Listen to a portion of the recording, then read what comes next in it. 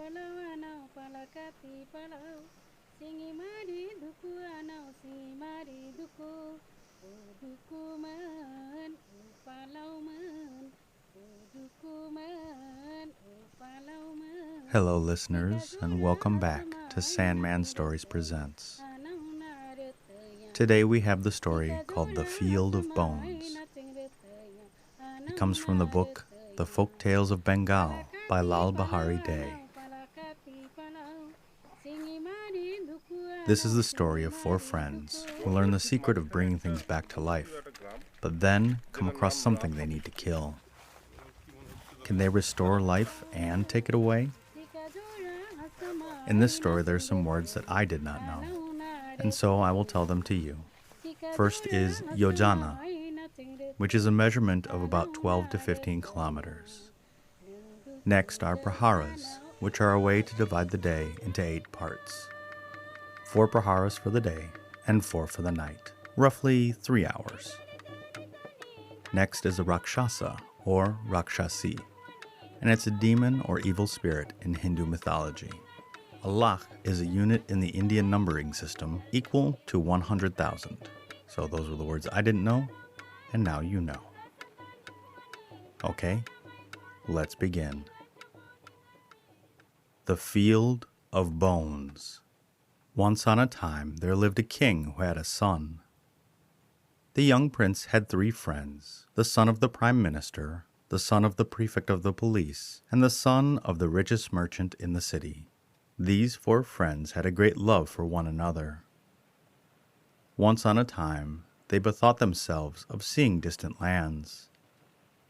They accordingly set out one day, each one riding on a horse.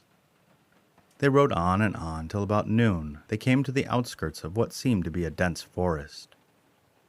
There they rested for a while, tying to the trees their horses, which began to browse. When they had refreshed themselves, they again mounted their horses and resumed their journey. At sunset they saw in the depths of the forest a temple, near which they dismounted, wishing to lodge there for the night. Inside the temple was a sannyasi, or hermit, apparently absorbed in meditation, as he did not notice the 4 friends. When darkness covered the forest, a light was seen inside the temple.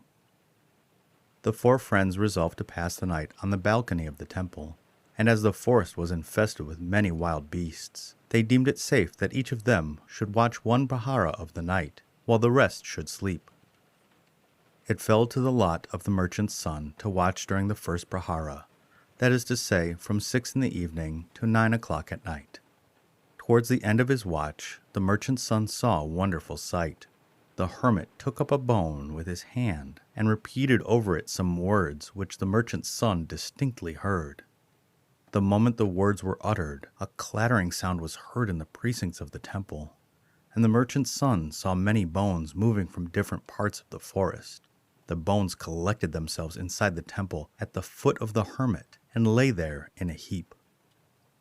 As soon as this took place, the watch of the merchant's son came to an end, and rousing the son of the prefect of the police, he laid himself down to sleep. The prefect's son, when he began his watch, saw the hermit sitting cross-legged, wrapped in meditation, near a heap of bones, the history of which he, of course, did not know. For a long time nothing happened. The dead stillness of the night was broken only by the howl of the hyena and the wolf, and the growl of the tiger. When his time was nearly up, he saw a wonderful sight. The hermit looked at the heap of bones lying before him, and uttered some words which the prefect's son distinctly heard. No sooner had the words been uttered than a noise was heard among the bones, and behold, a shaking, and the bones came together, bone to its bone, and the bones which were erewhile lying together in a heap now took the form of a skeleton. Struck with wonder, the prefect's son would have watched longer, but his time was over. He therefore laid himself down to sleep, after rousing the minister's son, to whom, however, he told nothing of what he had seen, as the merchant's son had not told him anything of what he had seen. The minister's son got up, rubbed his eyes, and began watching. It was the dead hour of midnight. when ghosts, hobgoblins, and spirits of every name and description go roaming over the wide world, and when all creation, both animate and inanimate, is in deep repose. Even the howl of the wolf and the hyena and the growl of the tiger had ceased. The minister's son looked towards the temple, and saw the hermit sitting wrapped up in meditation, and near him lying something which seemed to be the skeleton of some animal. He looked towards the dense forest and the darkness all around, and his hairs stood on end through terror. In this state of fear and trembling he spent nearly 3 hours, when an uncommon sight in the temple attracted his notice. The hermit, looking at the skeleton before him, uttered some words which the minister's son distinctly heard. As soon as the words were uttered, lo, the sinews and the flesh came upon the bones, and the skin covered them above, but there was no breath in the skeleton. Astonished at the sight, the minister's son would have sat up longer, but his time was up. He therefore laid himself down to sleep after having roused the king's son, to whom, however, he said nothing of what he had seen and heard. The king's son, when he began his watch, saw the hermit sitting, completely absorbed in devotion, near a figure which looked like some animal. But he was not a little surprised to see the animal lying apparently lifeless, without showing any symptoms of life. The prince spent his hours agreeably enough, especially as he had had a long sleep, and as he felt none of that depression which the dead hour of midnight sheds on the spirits, and he amused himself with marking how the shades of darkness were becoming thinner and paler with every moment. But just as he noticed a red streak in the east, he heard a sound from inside the temple. He turned his eyes towards the hermit. The hermit, looking towards the inanimate figure of the animal lying before him, uttered some words which the prince distinctly heard. The moment the words were spoken, breath came into the animal. It lived, it stood upon its feet, and quickly rushed out of the temple into the forest. That moment the crows cawed. The watch of the prince came to an end. His 3 companions were roused, and after a short time they mounted their horses and resumed their journey, each one thinking of the strange sight seen in the temple. They rode on and on through the dense and interminable forest, and hardly spoke to one another, till about midday they halted under a tree near a pool for refreshment. After they had refreshed themselves with eating some fruits of the forest and drinking water from the pool, the prince said to his 3 companions, "Friends, did you not see something in the temple of the devotee? I will tell you what I saw, but first let me hear what you all saw. Let the merchant's son first tell us what he saw, as he had the first watch, and the others will follow in order." The merchant's son said, "I'll tell you what I saw. I saw the hermit take up a bone in his hand and repeat some words, which I well remember. The moment those words were uttered, a clattering sound was heard in the precincts of the temple, and I saw many bones running into the temple from different directions. The bones collected themselves together inside the temple at the feet of the hermit and lay there in a heap. I would have gladly remained longer to see the end, but my time was up, and I had to rouse my friend, the son of the prefect of the police." The prefect's son said, "Friends, this is what I saw. The hermit looked at the heap of bones lying before him and uttered some words which I well remember. No sooner had the words been uttered than I heard a noise among the bones, and, strange to say, the bones jumped up. Each bone joined itself to its fellow, and the heap became a perfect skeleton. At that moment my watch came to an end, and I had to rouse my respected friend, the minister's son." Then the minister's son said, "Well, when I began my watch, I saw the said skeleton lying near the hermit. After 3 mortal hours, during which I was in great fear, I saw the hermit lift his eyes towards the skeleton and utter some words which I well remember. As soon as the words were uttered, the skeleton was covered with flesh and hair, but it did not show any symptom of life, as it lay motionless. Just then my watch ended, and I had to rouse my royal friend, the prince."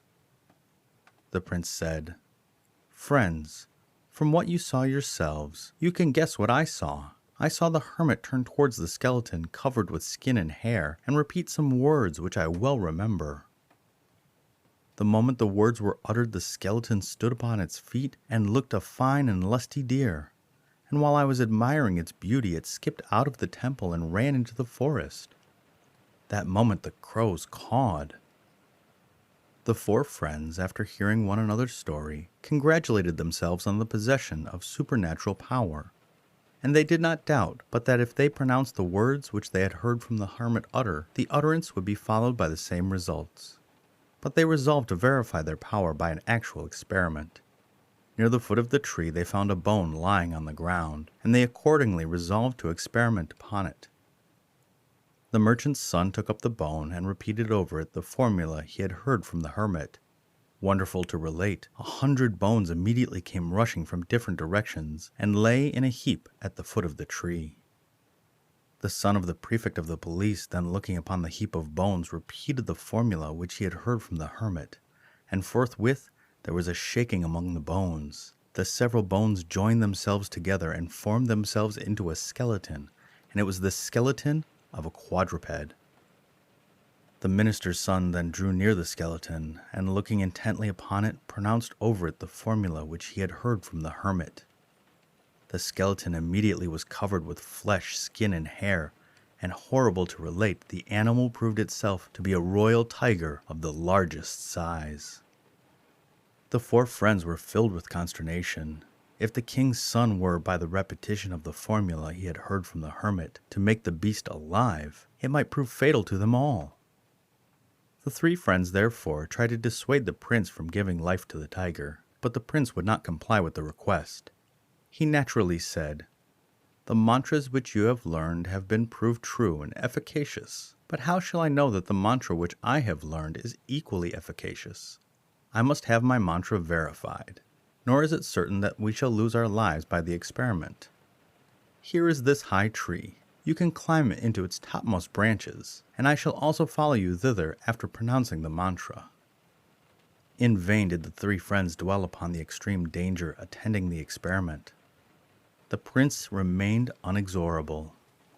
The minister's son, the prefect's son, and the merchant's son climbed up into the topmost branches of the tree, while the king's son went up to the middle of the tree. From there he looked intently upon the lifeless tiger. He pronounced the words which he had learned from the hermit, and quickly ran up the tree. In the twinkling of an eye the tiger stood upright, gave out a terrible growl, with a tremendous spring killed all four of the horses which were browsing at a little distance, and dragging one of them rushed towards the densest part of the forest.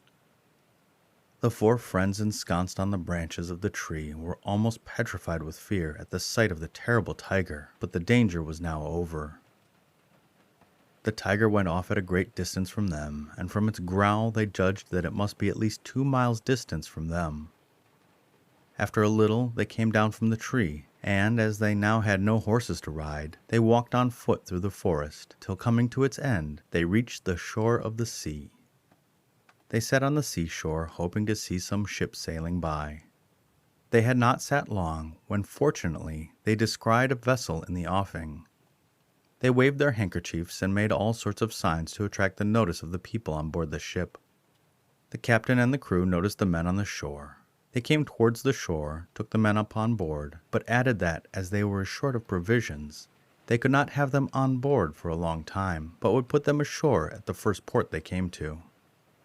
After 4 or 5 days' voyage, they saw not far from the shore high buildings and turrets, and supposing the place to be a large city, the four friends landed there.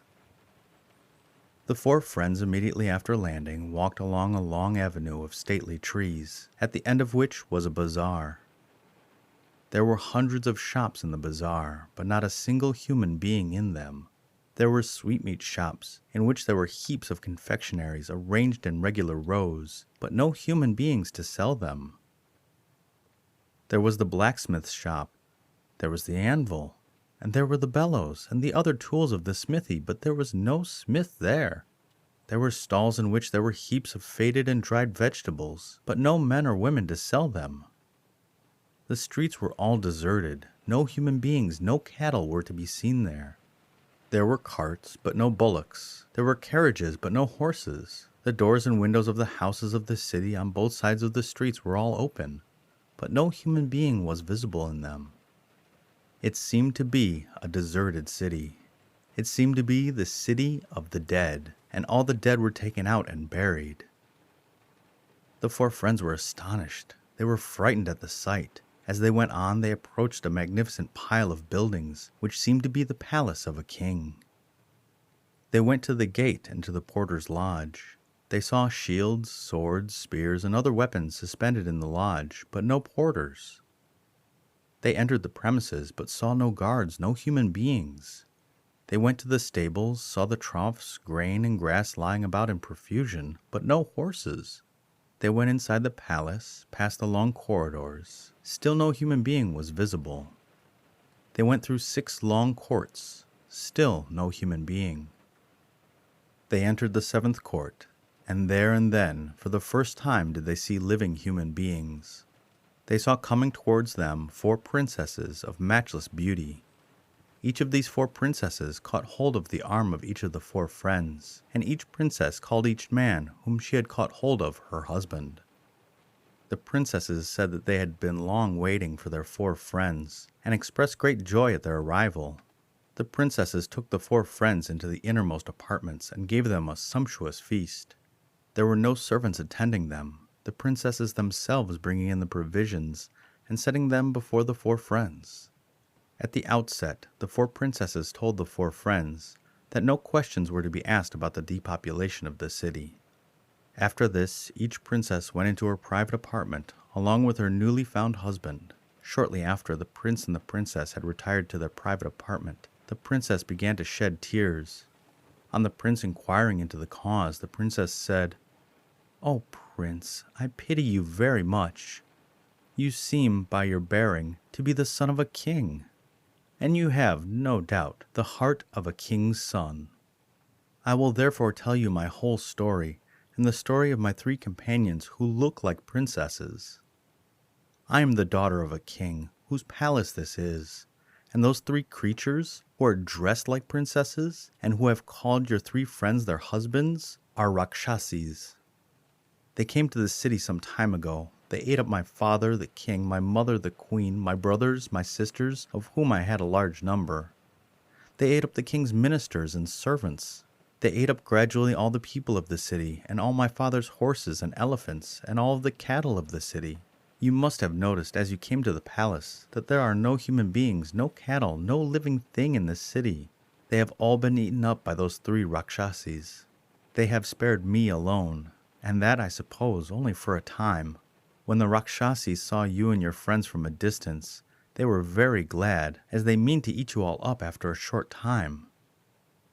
The king's son said, "But if this is the case, how do I know that you are not a Rakshasi yourself? Perhaps you mean to swallow me up by throwing me off my guard." The princess said, "I'll mention one fact which proves that those 3 creatures are Rakshasis while I am not.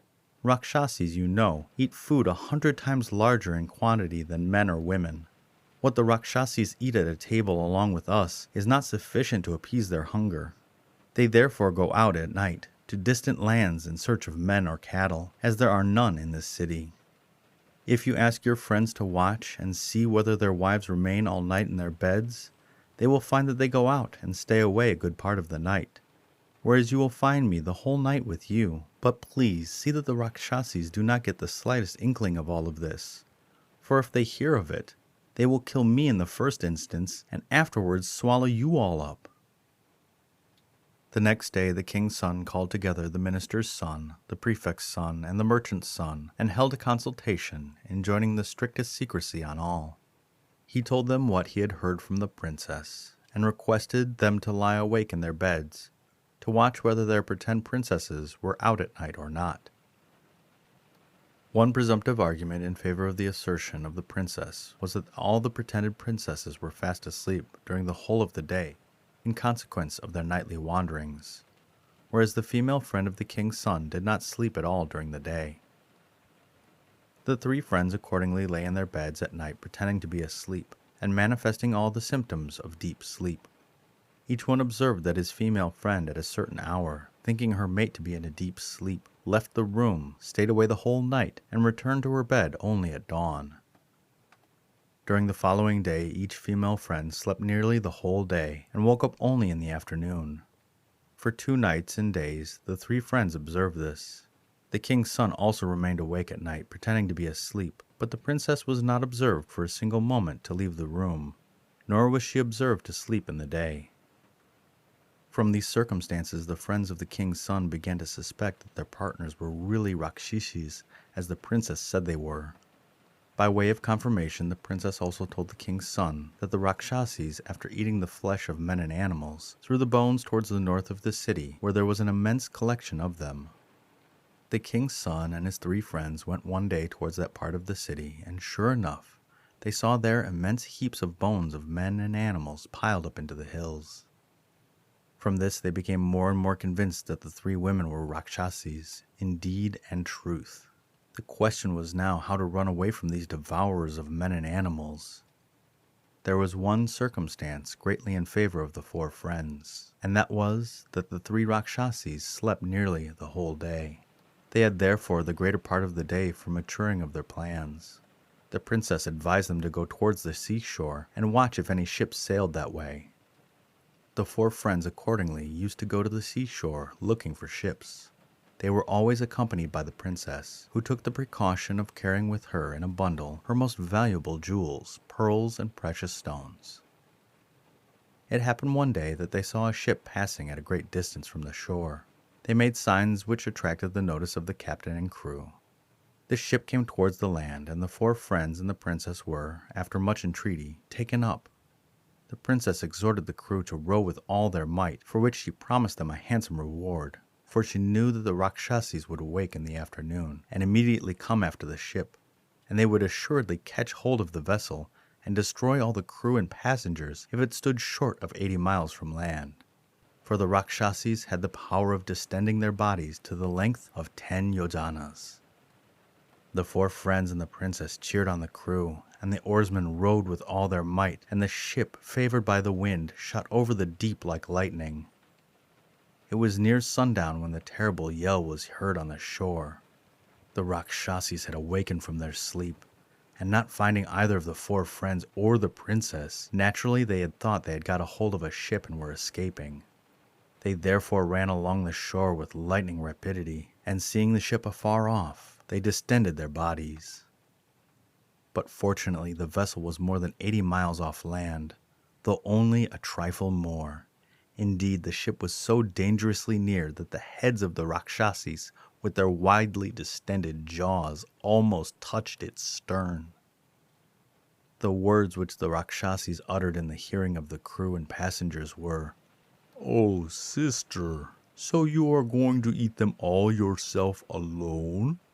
The minister's son, the prefect's son, and the merchant's son had all along a suspicion that the pretended princess, the prince's partner, might after all also be a Rakshasi. That suspicion was now confirmed by what they heard the 3 Rakshasis say. Those words, however, produced no effect in the mind of the king's son, as from his intimate acquaintance with the princess, he could not possibly take her to be a Rakshasi. The captain told the 4 friends and princess that as he was bound for distant regions in search of gold mines, he could not take them along with him. He therefore proposed that on the next day he should put them ashore near some port, especially as they were now safe from the clutches of the Rakshasas. On the following day no port was visible for a long time. Towards the evening, however, they came near a port where the 4 friends and the princess were landed. After walking some distance, the princess, who had never been accustomed to take long walks, complained of fatigue and hunger. They all therefore sat under a tree, and the king's son sent the merchant's son to buy some sweetmeats in the bazaar, which they heard was not far off.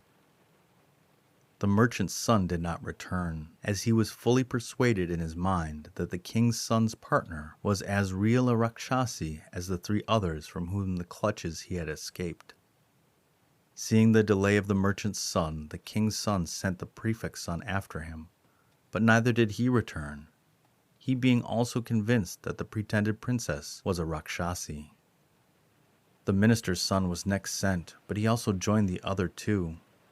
The king's son himself went to the shop of the sweetmeat seller, where he met his 3 friends, who made him remain by their main force, earnestly declaring that the woman was no princess, but a real Rakshasi like the other 3.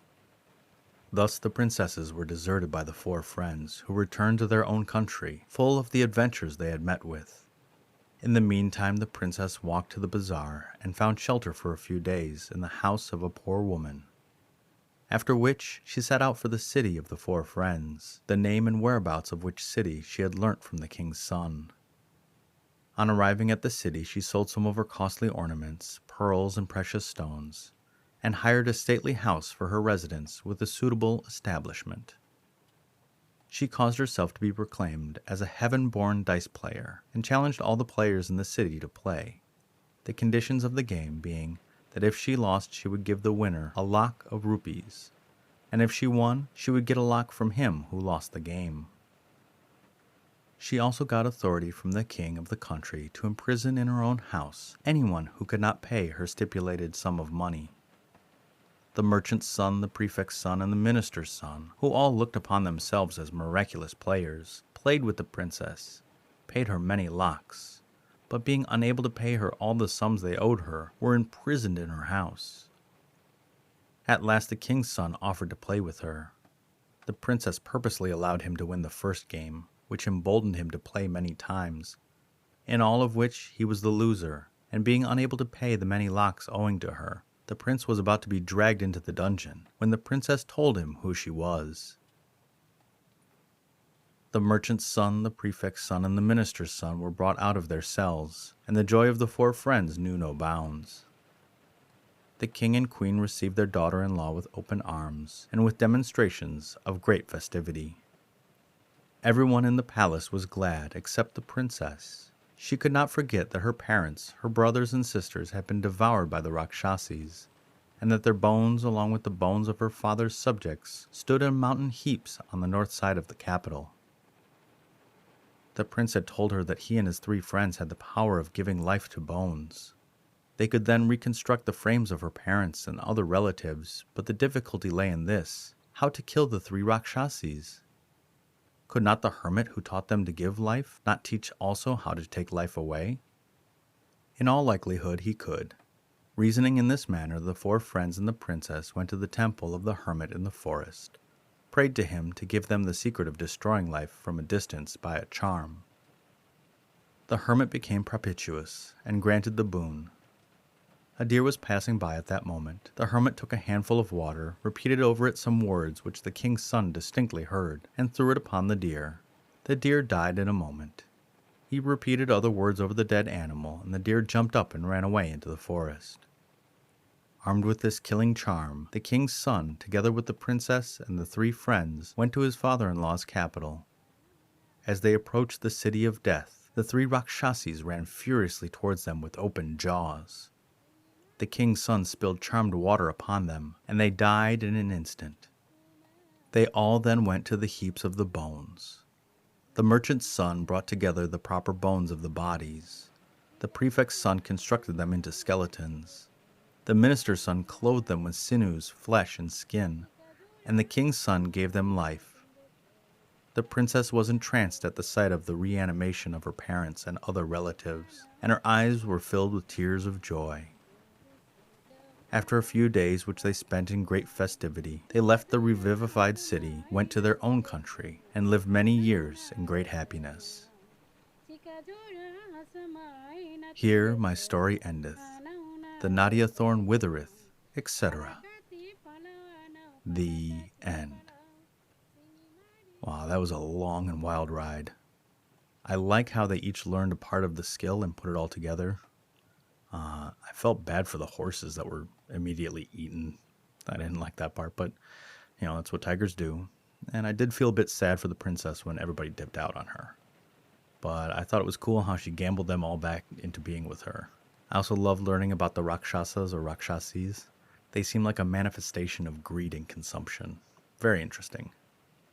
The podcast shout-out is to Black Girl Soul. This is a podcast hosted by Something Else and Song Ray, two black women who have gotten into Asian dramas with a focus on K-dramas. But other Asian dramas get their shine too. I especially love how they break down shows and talk about the actors that they love and hate. And it's nice to see a bit of Korea in somebody else's podcast. That's a personal thing that I like. And so, if you like it as much as I do, go and give them a 5-star rating on Podchaser or iTunes. And the listener shout-out is a special one this week. It is not a where, but a who. 2 of my young listeners are getting a special shout-out this week. To Persephone and Seraphina, thank you for listening along and enjoying the stories. I really appreciate listeners like you. I hope you keep the love of reading your whole life through. Thank you, and good night.